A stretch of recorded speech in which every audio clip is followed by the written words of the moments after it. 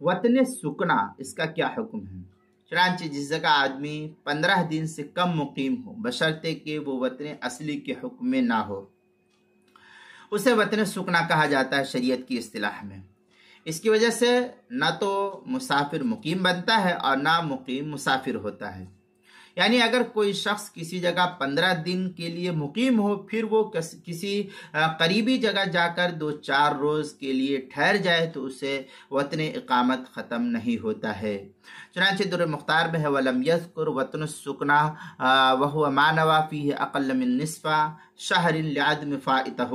اس طریقے کی عبارت جو ہے در مختار جو زکریا بک ڈپو دیوبند کا ہندی نسخہ، اس کی دوسری جلد صفحہ 615، بیروت کا چھپا ہوا نسخہ فتاوی شامی کا، اس کی دوسری جلد صفحہ 537، فتاوی عالمگیریہ پہلی جلد صفحہ 142، بدائع الصنائع جو زکریا بک ڈپو دیوبند کا ہندی نسخہ، اس کی پہلی جلد صفحہ 280۔ آگے مزید فتاوی شامی میں ہے اقول ويمكن ان يوفق بين القولين بان وطن السكنى ان كان اتخذه بعد تحقق السفر۔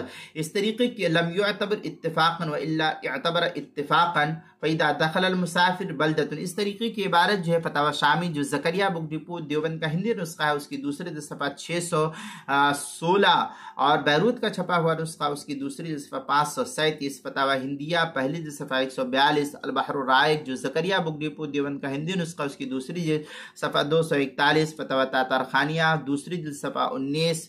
حلبی کبیر میں ہے ویسمى وطن السفر، یہ حلبی کبیری کی عبارت ہے، صفحہ 544، کتاب المسائل پہلی جلد صفحہ 564 پر بھی اس کو نقل کیا گیا ہے۔